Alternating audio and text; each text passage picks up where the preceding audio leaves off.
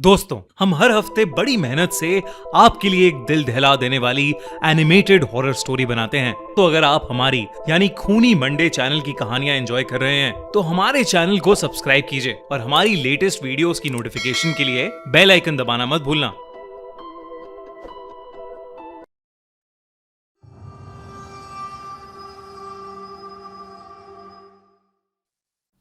लबोबू horror story. मिलेन अपने dog bio के साथ चाइना के शंघाई शहर में रहती थी। वैसे तो वो चाइना के एक छोटे से गांव से थी, पर अपने फादर की डेथ होने के बाद वो अपनी माँ और बहन के लिए पैसे कमाने शंघाई शिफ्ट हुई थी। मिलेन की पर्सनालिटी बहुत ही स्वीट सी थी और वो एक टॉय शॉप में काम करती थी। उसे टॉयज बहुत पसंद थे, लेकिन उन टॉयज में से उसे सबसे ज्यादा पसंद थी डॉल्स। क्योंकि वो एक टॉय शॉप में काम करती थी तो वो डिस्काउंटेड रेट्स पर अपनी मनपसंद डॉल्स ले लेती थी। उसके घर में अलग अलग देशों से आई हुई यूनिक डॉल्स थी। एक दिन उसकी शॉप में एक लिमिटेड एडिशन लबूबू डॉल का कलेक्शन आया, जहां सारी डॉल्स आते ही बिक गईं। एक डॉल मेलिन ने पहले से ही अपने लिए अलग रख ली थी। उस लबूबू डॉल का कलर गोल्डन था, एक ऐसा शेड जो बाकी लबूबू डॉल से अलग था। वो डॉल बहुत ही सुंदर थी और उस लबूबू जितनी क्यूट स्माइल मेलिन ने पहले कभी नहीं देखी थी। मेलिन उस लबूबू डॉल को अपने घर ले गई। वो उस दिन बहुत खुश थी और बस उस लबूबू डॉल को निहारती जा रही थी।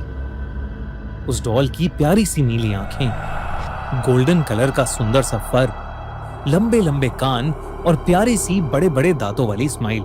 मेलिन ने उस लबूबू को जोर से गले लगाया, उसकी ढेर सारी फोटोज खींची और अपने डॉग बाओ को उसकी डॉल फैमिली के नए मेंबर से इंट्रोड्यूस कराया। पर जहां बाओ सारी डॉल्स को देखकर खुशी से अपनी पूंछ हिलाता हुआ पूरे कमरे में इधर उधर भागता था, वहीं वो उस लबूबू डॉल को देखकर बहुत जोरों से भौंकने लगा, गुर्राने लगा। मेलिन को ये बात थोड़ी अजीब लगी, पर उसने सोचा कि बाओ शायद डर रहा होगा, तो उसने डॉल को अपनी शेल्फ पर रखा और सोने चली गई। मेलिन का डॉग बाओ, जो हमेशा उसके पास सोता था, उस डॉल को घूरता रहा और कमरे से बाहर भाग गया। अगली सुबह ऑफिस जाने से पहले बाओ लबूबू को देखकर जोर से भौंक रहा था। जैसे ही मेलिन घर से निकलने वाली थी, बाओ ने उसकी जीन्स पकड़ ली और उसे खींचकर उसके शेल्फ के पास ले जाने लगा। मेलिन ने बाओ को डांटा, लेकिन वो सुन ही नहीं रहा था। मेलिन ने गुस्से में बाओ को बाथरूम में बंद कर दिया और शॉप के लिए निकल गई। उस दिन उसका अपने टॉय स्टोर में सबसे खराब दिन गुजरा। हमेशा सबसे प्यार से बात करने वाली मेलिन अपने कस्टमर से लड़ पड़ी और उसे पता नहीं उस पर इतना गुस्सा आ गया कि वो उसके ऊपर चिल्ला दी।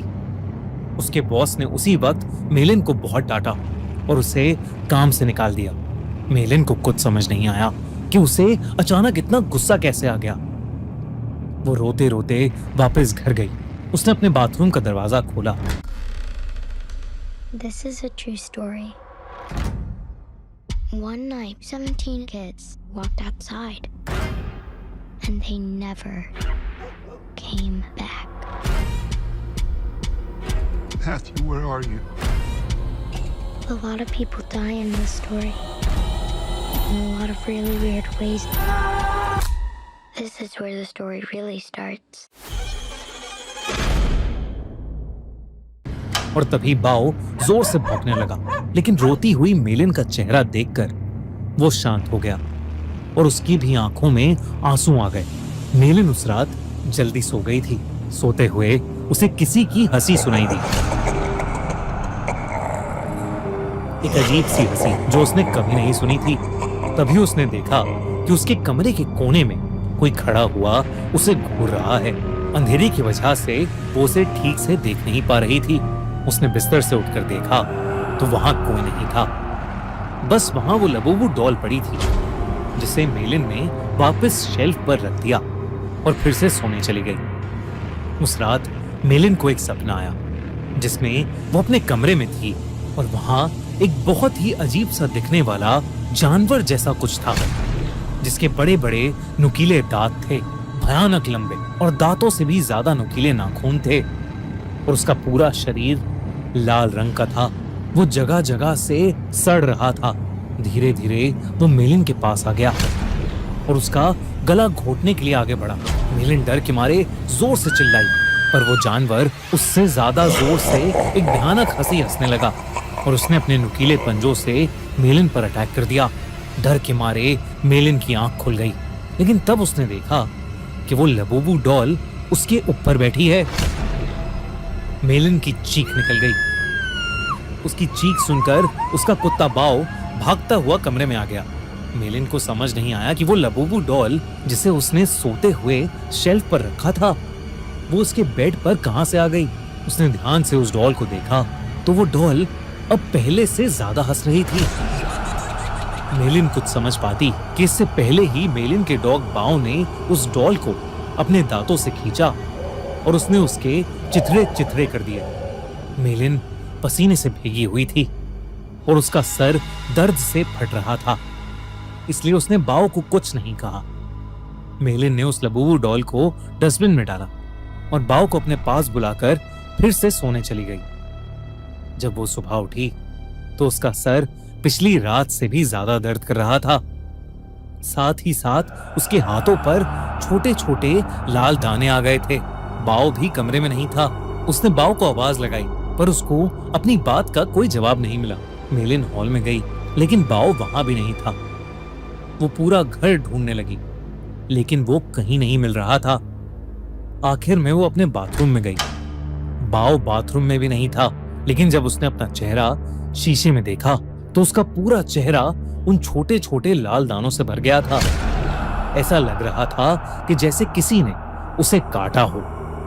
तभी बाथरूम मिरर में उसे दिखा कि उसके कंधे के पीछे कुछ भयानक सा था, जो बिल्कुल उस जानवर के जैसा लग रहा था जो उसके सपने में आया था, और वो जोर जोर से हंस रहा था। पर जैसे ही मेलिन मुड़ी, वहां कोई जानवर नहीं बल्कि बाथरूम के शेल्फ के ऊपर लबूबू डॉल रखी थी।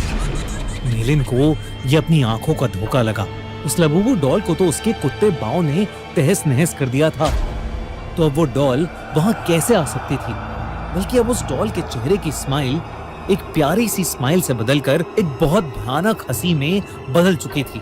मेलिन अब घबरा गई थी और वो बाओ को आवाज देती हुई घर के बाहर चली गई, लेकिन वो आसपास कहीं नहीं मिल रहा था।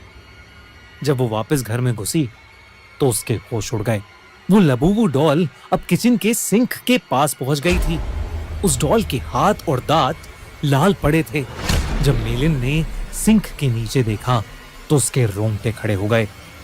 वहां उसके डॉग बाओ की बॉडी पड़ी थी और उसमें से खून बह रहा था। ऐसा लग रहा था कि जैसे उसको किसी ने बुरी तरह नोच खाया है। बाओ मर चुका था और ये देखकर मेलिन की हालत खराब हो रही थी। उसे समझ आ गया था कि लबूबू डॉल कोई आम डॉल नहीं है। उसने इंटरनेट पर लबूबू डॉल से जुड़ी इंफॉर्मेशन सर्च करनी शुरू कर दी। इंटरनेट पर उसने न्यूज़ पढ़ी तो कई लोगों को उनकी लबूबू डॉल्स हॉन्ट कर रही थी। पूरी दुनिया भर में लबूबू डॉल्स के हॉन्टेड होने के ऐसे कई केसेस सामने आ चुके थे। लबूबू डॉल लोगों को बाइट कर रही थी और उनके साथ बुरी बुरी चीजें घट रही थीं, जैसे उनकी जॉब चले जाना, उनका बीमार हो जाना या उनके किसी करीबी की मौत।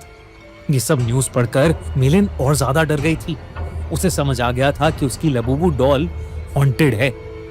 उसने देरी न करते हुए डॉल में आग लगा दी और उसकी राख को एक जार में डालकर पास की नदी में बहा दिया। उस रात ये सारा किस्सा उसने अपनी छोटी बहन को फोन पर बताया। मेलिन को लगा कि शायद अब उस लबूबू डॉल से उसे छुटकारा मिल गया है, लेकिन अगली सुबह मेलिन के घर से उसकी डेड बॉडी मिली और उसकी बॉडी के पास वही लबूबू डॉल पड़ी थी, जिसे उसकी टॉय स्टोर में काम करने वाली एक फ्रेंड अपने साथ ले गई। आजकल कुछ लोग इंटरनेट पर यह भी कह रहे हैं कि लबूबू डॉल एक बहुत ही खतरनाक और एक इविल डीमन पज़ुज़ू का दूसरा रूप है।